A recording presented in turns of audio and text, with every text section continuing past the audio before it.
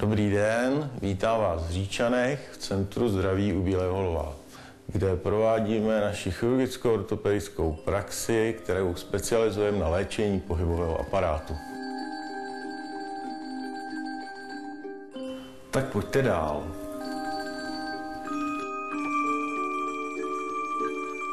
Zde v naší přijímací kanceláři vás vítáme poprvé, ať je vám 5 či 95, protože choroby pohybového aparátu vás provázejí celý život. Daří se nám být stále na špici při zavádění nových metod pohybového aparátu v praxi. Jsme pyšní, že jsme zakladateli terapie rázové vlny v České republice. Tuto terapii provozujeme již od roku 2004. S touto terapií máme výborné výsledky a tuto léčbu dále rozvíjíme.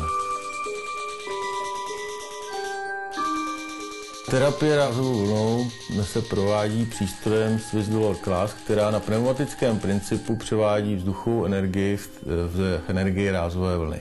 Při působení rázové vlny dochází k změnám v tkáni, které vedou k regeneraci buněk a odstranění výrůstků a kalcifikací.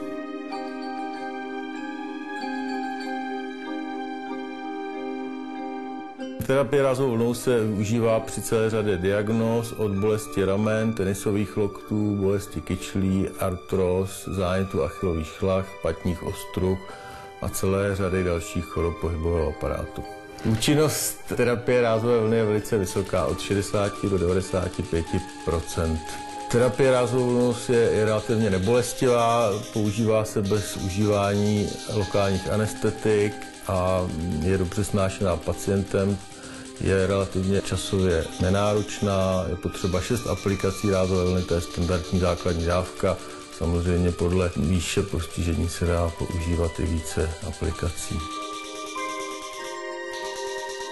Nejprogresivnější metodou, kterou používám v naší lékařské praxi, je metoda ortokin. Je to biologická metoda, která slouží k léčení bolesti kloubů u artróz kolen, kyčlí, ramen a jiných kloubů. Princip této metody je, že dokáže tato metoda obnovit chrupavku, která je postižená artrózou, ať už poúrazovou či degenerativní. Tato biologická metoda dokáže tím, že odebereme pacientovi jeho vlastní žilní krev, kterou necháme kultivovat při tělesné teplotě 37 stupňů, a po vykultivaci za 6 až 9 hodin odsejeme plazmu, která vznikne odstředěním této vykultivované krve. Po tomto procesu se plazma zmrazí a je připravena k aplikaci do kloubu pacienta injekční formou zhruba v týdenních intervalech. Celkový počet injekcí je 6 a provádí se zhruba po týdnu. Je to biologická léčba, která dokáže obnovit chrupavku až do 3. stupně artrózy, to znamená zabrání pacientovi k tomu, aby nemuselo dojít k operačnímu zákroku typu totální endoprotézy. Tento děj má velkou výhodu v tom, že je to biologická léčba, kdy se používá vlastní tkáň pacienta, to znamená, není možné, aby došlo k nějakým reakcím typu alergické reakce. Tato metoda je nebolestivá a brání k tomu, aby pacient nemusel absolvovat těžký zákrok, který v každém věku bývá rizikový, a u většiny pacientů s artrózou, kteří již jsou v pozdějším věku, je i omezující další dlouhodobá rehabilitace.